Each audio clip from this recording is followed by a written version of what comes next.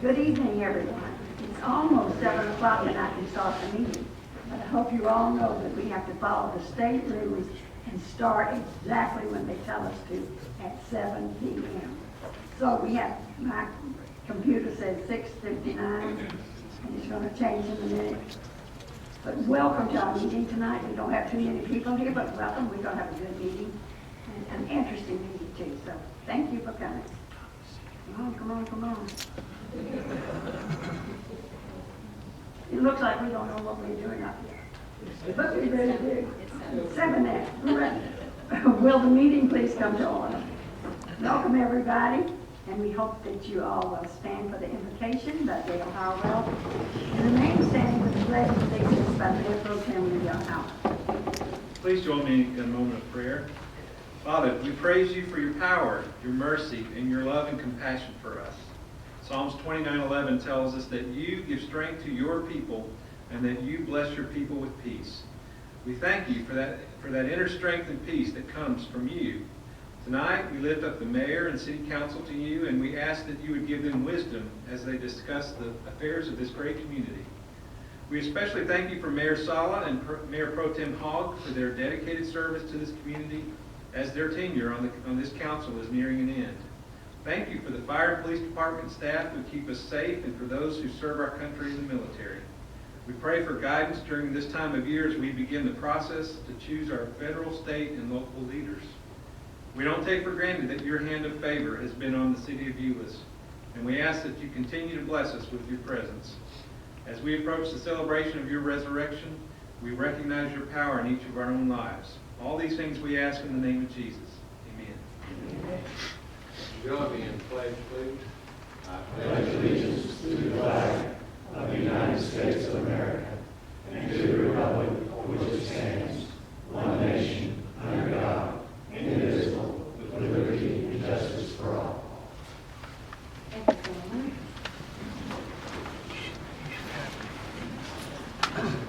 Tonight, we are honored to have the employee of the month for the month of March is Pam Trawick, who is the Secretary of the Police Department. Pam, come forward and bring your family with you. The police department's your family too. Okay. Here we go.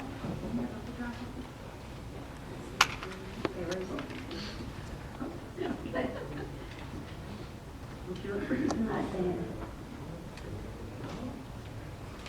No. Pam, would you like to introduce your husband? Howdy. Howdy. Well, just give you a little history about Pam. She came to work for us in 1996 as a part-time records clerk. Came on full-time as a records clerk in 1997, and then accepted the position of patrol secretary in 2003. She was our civilian of the year in 2003. And then 1998, 2006, 7, and 8, she was nominated for Distinguished Service. And in 2010, she was our Civilian of the Year. So what I'm trying to tell you about all of that is that she is obviously a remarkable employee. She does a great job for us. She handles probably about, 55 people in patrol. She does her best to keep them in line. And with that, what she does is she makes sure that as their court dates come up, she reminds them of their court dates. She might have to deal with them on issues, the off-duty work, overtime assignments.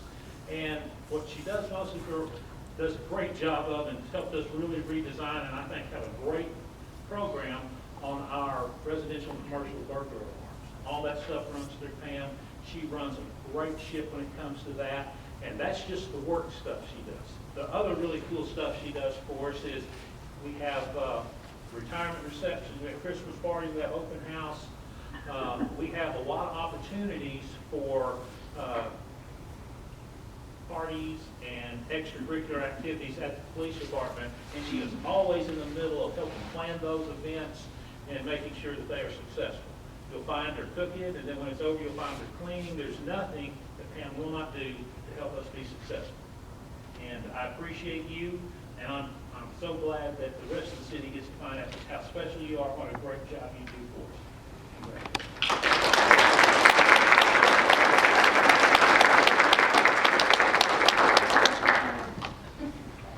I'm going to give you this one. Oh, thank you. This is signed by the city manager. You might have to do that. And this is the whole must be there. Who's pretty good? Hey, this in your hand.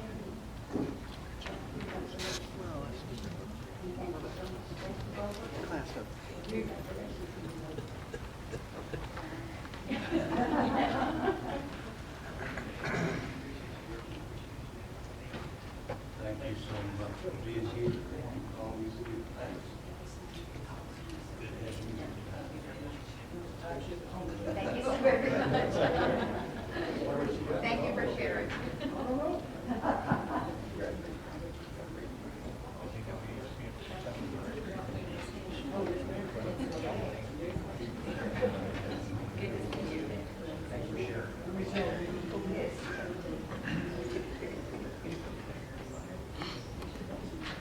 And thank you both for coming tonight.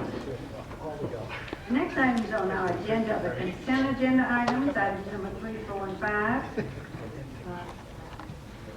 Oh, I have a lot, I see, and I have that right thing. And I have all those people sitting out there. Why don't the library people come up? That's why I said no. Okay.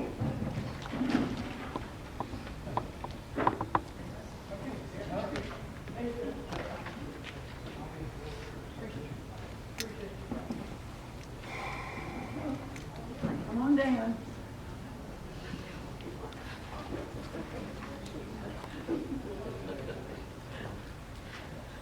Okay, you want to tell us what this is all about now? I will tell you what all this is all about. This is the 2013 award from the Texas Municipal Library Directors Association for the achievement of excellence in libraries. And this award is given to libraries after they examine 10 areas of library operations. Basically, everything that we do from our literacy activities like story time and ESL classes to our summer reading program that helps kids keep on reading and learning during the summer, our marketing materials, our website, and what else? Anyway, just everything top to bottom. And 28 libraries out of the over 500 libraries in Texas were awarded this award for 2013. And I think it's just a great example of what the library staff does day in and day out to accomplish our goals. And I especially want to thank them for everything they do. And I want to particularly commend Karen Jasper and Senior Librarian Eric Terry for putting the data together to get the award application out. And thank you also to our library board members who are here with us tonight, Lorenzo Doty, Mr. Snitz, and J.C. Reyes. And, and Carol Quebec. And thank you especially to the council and to the citizens of Euless for supporting what we do.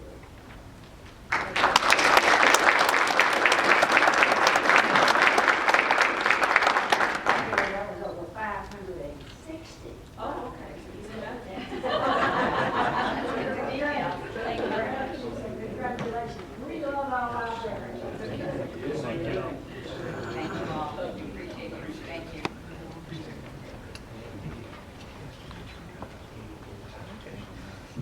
Now, thank you for coming tonight. Now then, I think we'll do the consent agenda. Okay? Items number 3, 4, and 5. Item number 3 is to consider authorizing the city manager to enter into an interlocal and cooperative purchasing program contract. Ms. Getchell. Mayor and council, this agreement is with the Harris County Department of Education, and it would give the city the right to purchase products and services that are available on this contract. Cooperative purchasing programs allow governmental agencies to purchase from each entity's contracts, which can help lower our prices by aggregating the purchasing power of several municipalities and governmental agencies. At this time, there are no specific items being requested from these contracts, but it will give us the flexibility in the future to purchase from those contracts if the pricing is most advantageous for the city. Thank you. Item number 4 is to consider renewal of bid number 007-12. And Mayor, this is for Type B and Type D hot mix asphalt. Our current primary supplier is Reynolds Asphalt and Construction Company of Euless, and they have agreed to renew their contract for the upcoming year. JLB Contracting has agreed to renew their contract as secondary supplier, and both companies are requesting price increases of less than 2%, and staff would recommend approval. Thank you, Ms. Getchell. And item number 5 is to consider approval of the city council minutes of the regular meeting of February the 11th. So council item number 3, 4, and 5 are up to consideration. Mayor, I would move approval. Mayor, I'll second. Thank you. The motion is made by Councilperson Stenford and seconded by Councilperson Allenfeld. Is there further discussion? If not, would you cast your votes?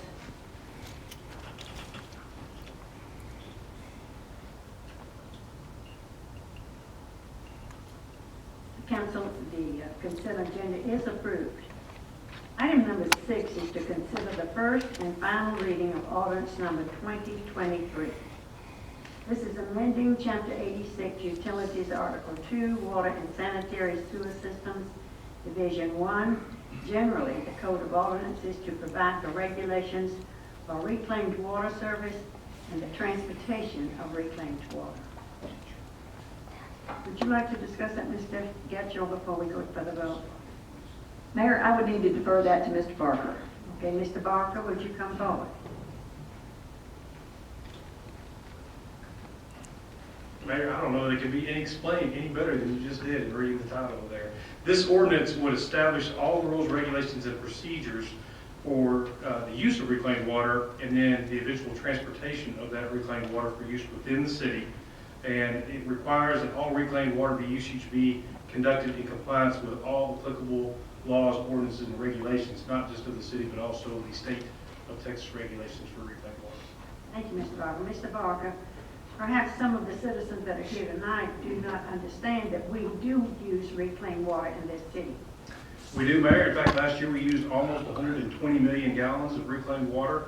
We're in the first phase of a reclaimed water system expansion that will open up eventually, when all 6 phases are complete, about 200 million gallons in addition to that. So our hopes would be to be able to provide close to 350 million gallons of water, reclaimed water. That is a direct offset for what is currently potable water usage.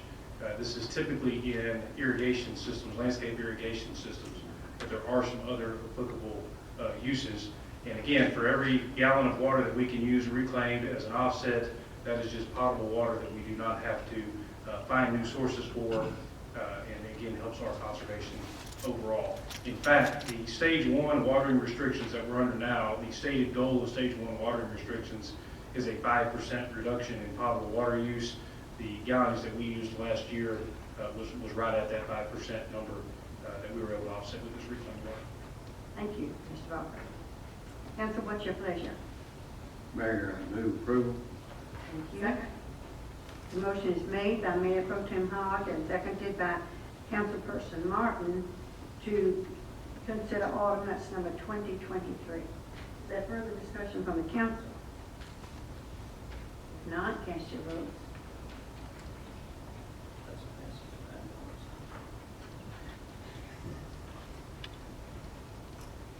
Ordinance number 2023 has been approved. Item number 7 is to consider approval of a third amendment to the Economic Incentive Agreement by and between the City of Euless, Vineyard Village MSB, and the Big Vineyard Village. This is the third amendment to our Economic Incentive Agreement. Council, what is your pleasure? Move approval. I'll second.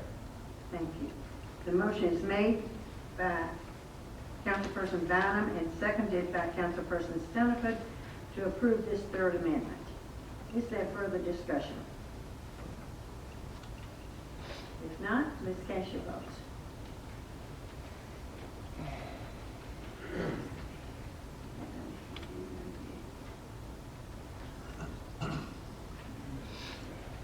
Okay, that's like they're done. Motion is approved. The amendment is approved. And item number 8 is to hold a public hearing and to consider the recommended project selection for the 40th year Community Development Block Grant, which is our CDBG project for the fiscal year 2014 to 2015. Mr. Collins. Yes, ma'am. The Department of Housing and Urban Development annually appropriates funds to entitlement communities through the Community Development Block Grant Program. These funds are targeted to benefit low to moderate income persons and are to be used for the development of viable urban communities by providing decent housing, suitable living environment, and expanded economic opportunities. For the third consecutive year, the City of Euless has identified the need for the installation of accessible sidewalk ramps throughout areas of the community. The installation of these ramps would provide transitions from sidewalks to street pavement grades that are compliant with the Americans with Disabilities Act. The engineering department has identified 50 sidewalk ramps that would be rebuilt, which would also provide pedestrian access to schools. The primary locations are West Pipeline Road, Connect Drive, and Signet Drive. These sidewalk accessibility ramp installations are eligible for CDBG funding regardless of their location within the community. The engineer's opinion of probable costs related to these projects is approximately $138,000.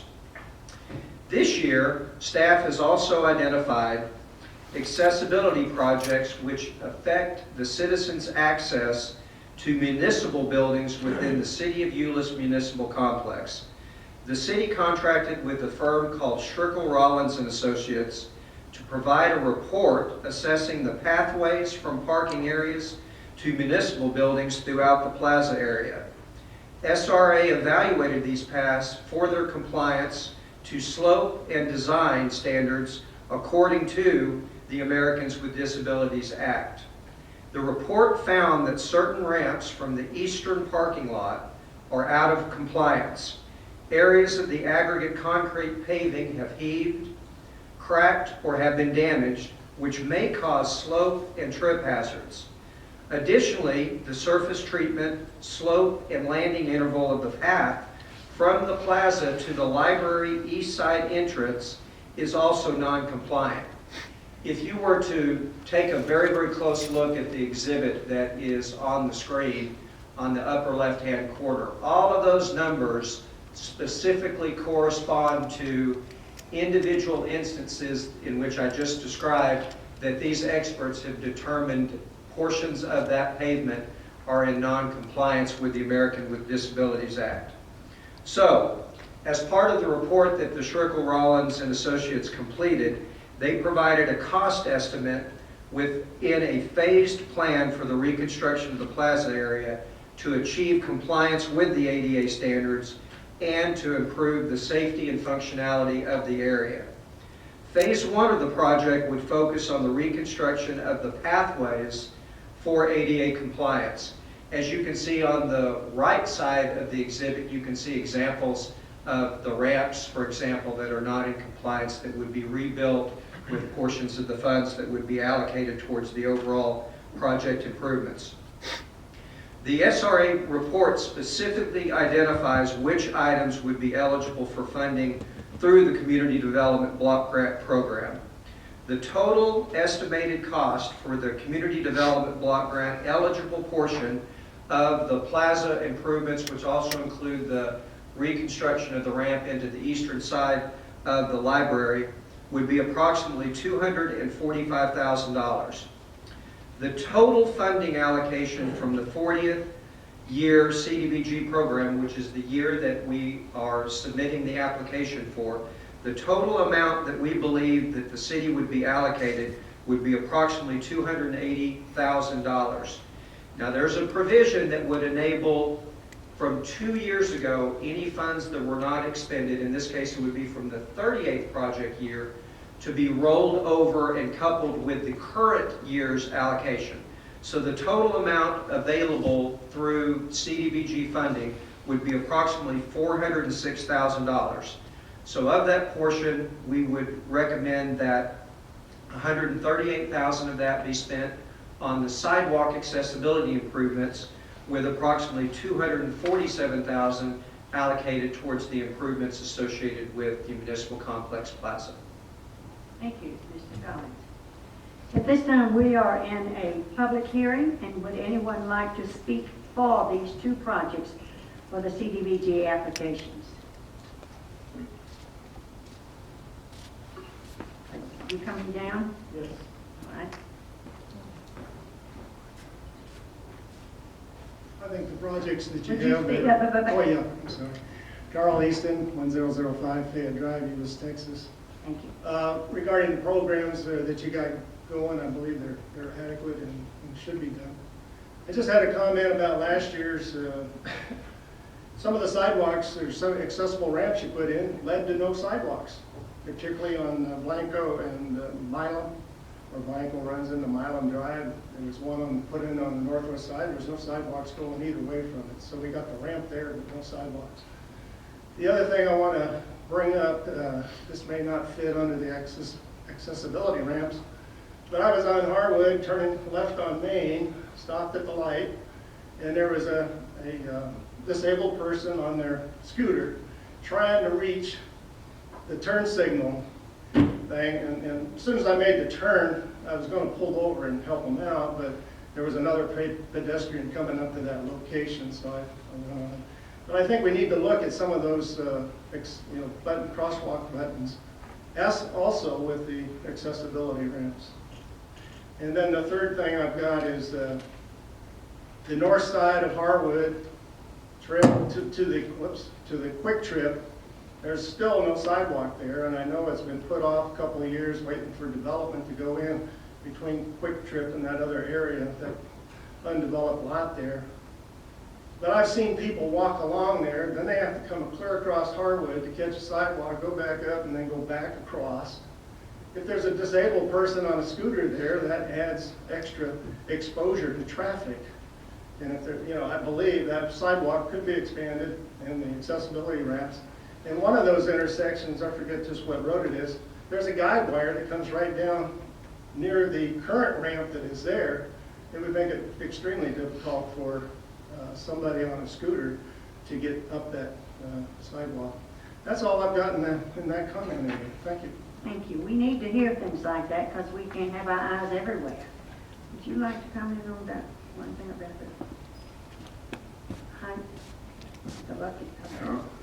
As far as I'm assuming you're talking about the height of the pedestrian button? Yes. Yeah, Mr. Craner is checking those out, which really brings us to a good comment on all this. When you use the term non-compliant, it sounds bad. Everything we build is in compliance, but the ADA regulations change over the years. And a lot of what you see going on, whether it's the ramp improvements, there are ramps there, they were built in compliance. But as we do street work, they're no longer in compliance. The signal that he is talking about was built in compliance. If it is no longer in compliance, then we need to look at that. But I don't want to leave the wrong impression that we've just been ignoring stuff on this compliance. As you do improvements to any facility, you have to bring them up to the most current regulations. And I'm just outside our building, you would have seen this week, late last week, there was that ramp that was out there was built in compliance, really only 10 years ago. It was no longer in compliance, it's been replaced. And to most people, you're not going to tell a lot of difference, but to the people that do that work, it is a significant change. And that's a lot of what you see out here on this plaza is it was built in compliance, but over the years it has slipped out of compliance. And then the cycles of drought and harsh freezes have caused a lot of heaving, and so that's why we're doing that. But there's a lot of work to be done in any city, ramps and sidewalks and all of that, and we will certainly be looking at all of it.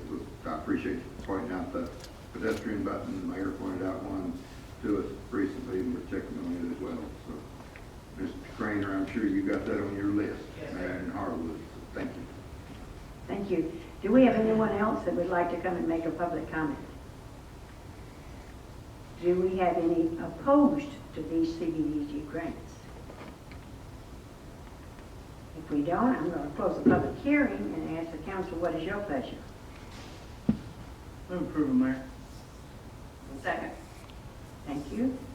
The motion is made by Councilperson Bynum and seconded by Councilperson Martin to approve the 40th year CDBG application for sidewalk accessibility and to approve the one for the Municipal Plaza accessibility.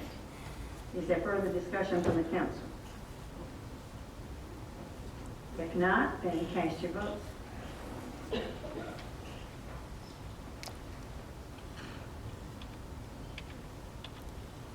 The CDBG, both items have been approved. And when we come to the time of the public comments, do we have anyone in the audience that would like to make a public comment? If not, I'm going to call on Kim Sutter to give us a report on what's going on with the elections right now. Yes, thank you, Mayor. Just want to have a reminder here that the Euless Public Library is currently serving as a polling site for the primary elections that are taking place now. As of the close of polls yesterday, we had a total of 1,102 voters voted our library. There are 40 locations across the county, and anyone may take advantage of early voting in the primaries at any of these locations. Early voting is available for the remainder of the week from 7 a.m. to 7 p.m. Till Friday evening. Additionally, wanted to let, on a local level, we do have candidate filing for the City of Euless general election, which continues through Friday at 5 p.m. and then also for the City of Euless special election, which the filing deadline is Monday, March 10th at 5 p.m. If you have any questions, please contact the City Secretary's office. Thank you. Thank you, Kim. And now then we'll have a report from Linda Martin, Councilperson Martin. Last night we had our boards and commissions recognition dinner where we honor all those who voluntarily serve on various boards and commissions. It's also a recognition for volunteers of the year. So I would like to read the winners of last night's, or the awardees of last night's recognitions.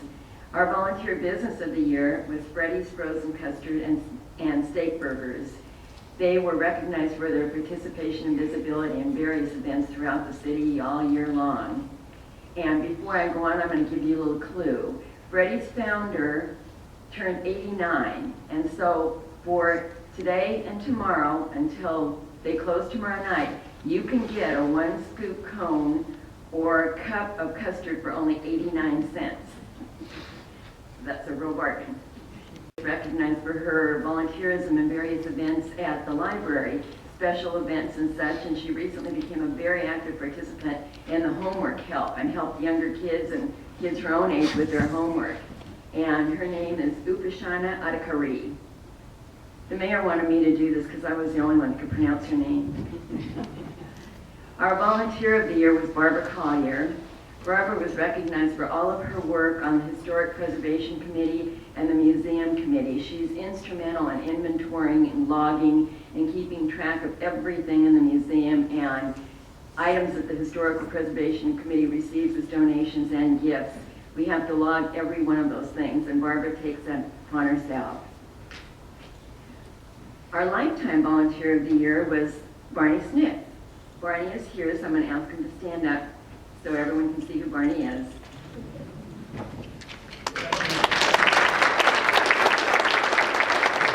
Barney has volunteered in the city for many years. And as was said last night, if there is an event in the city and Barney's not there, we start worrying that something is wrong. So congratulations. Thank you, Miss Martin. And now we had a police banquet on Friday night, and we had several awards for our policemen that night, and I shall read the policemen. We like to read these names out to you so they will be recorded in our minutes forever. So the 2013 Euless Police Department Award recipients, the Officer of the Year was Brian Gardner. Distinguished Service, Brian Mabry. Civilian of the Year with the Bill Harwell Award was Alicia Johnson. The Distinguished Service Civilian Award was Chris Courtney. The Supervisor of the Year was Brett Morgan. The Blackie Susday Award was Michelle Hastings. The Blackie Susday Award, the William M. Blackie Susday Award for civilians was Andy Chester. Civilian of Merit. There are a group of them under that: Todd Bella, Brandon Zachary, Ryan Lord, Mark Harris, Steve Snyder, and Mike Privet. The Rookie of the Year with the Michael Williamson Award went to Derek Rogers. The Unit Citation went to Wayne Pavlik, Danny Neal, Brian Brennan, and Kevin Daniel. The Unit Citation went to Gary Gregg and Jerry Cook. And the Meritorious Conduct Award and Life Saving Award went to Gary Landers and Todd Murphy. The Volunteer of the Year for the police was the Chaplain Mark Massey, and the Volunteer of the Year for the Euless Police Alumni Association went to Loretta Doty. And Loretta is in the audience tonight. Loretta, would you stand?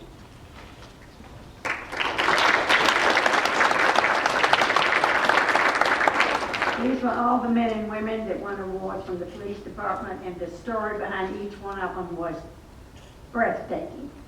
So we must remember all the work they do for us daily. I think you're good. But I don't, usually I got to talk at the police awards banquet, and I don't anymore, but so I'm going to seize this opportunity. Here, Landis, would you walk down here for a minute?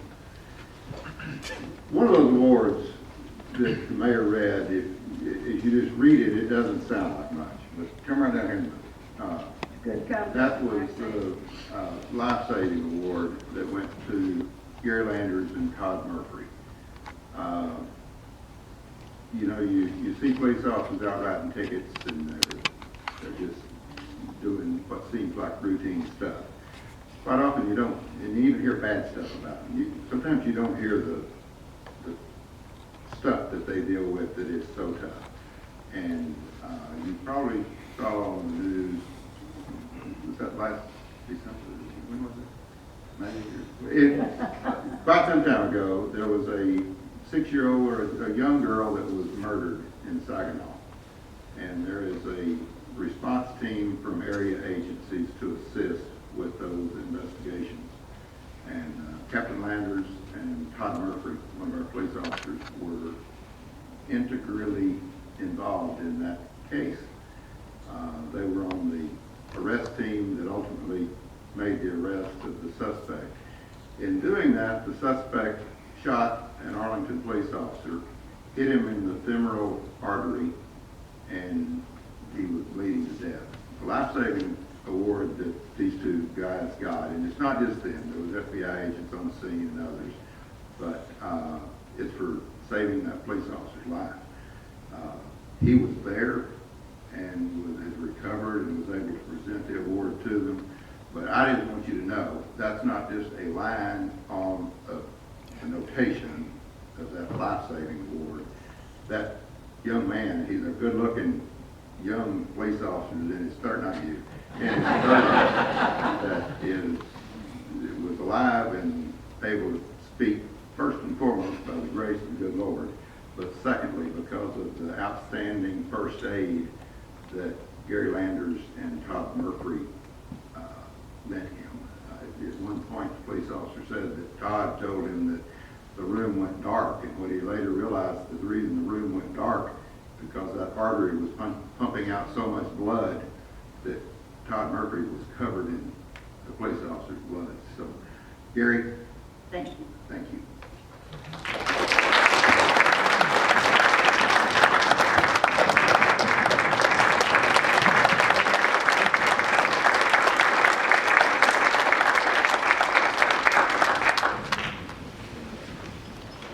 Thank you, Mr. McKinney. You were next on our list to call.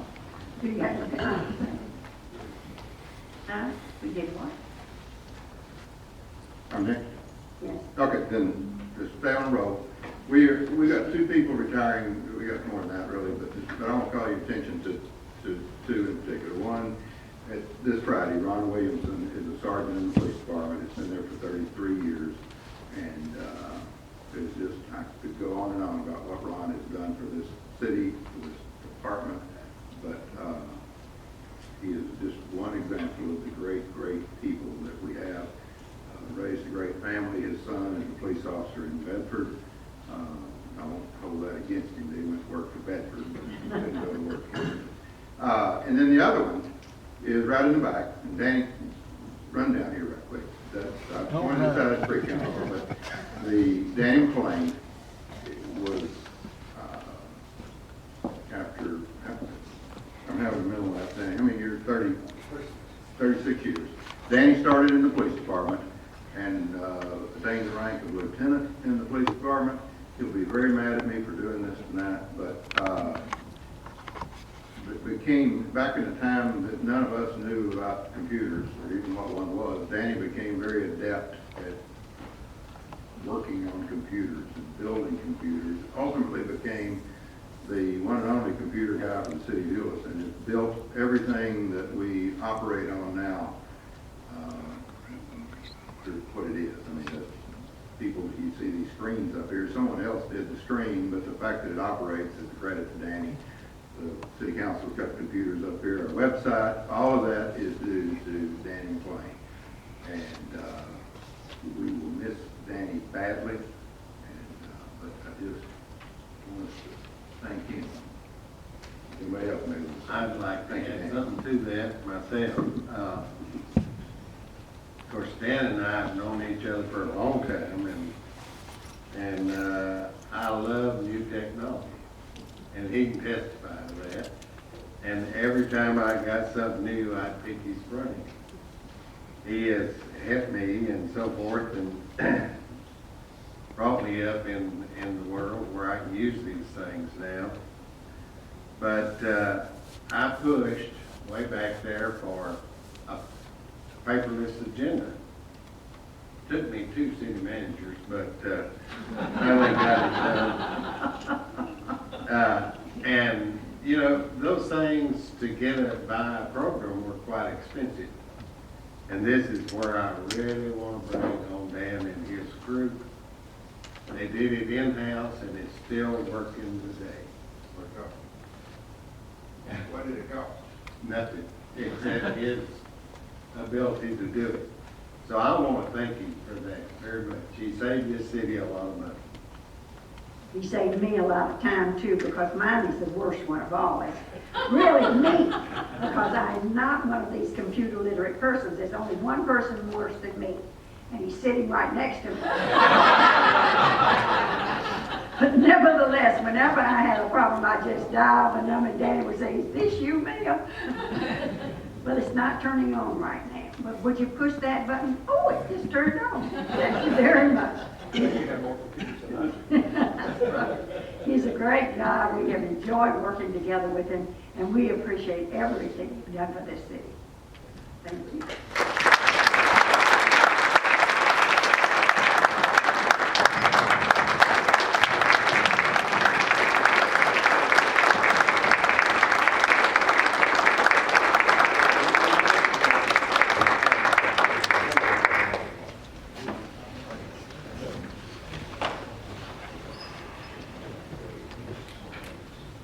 Do we give out his home phone number? Probably use it.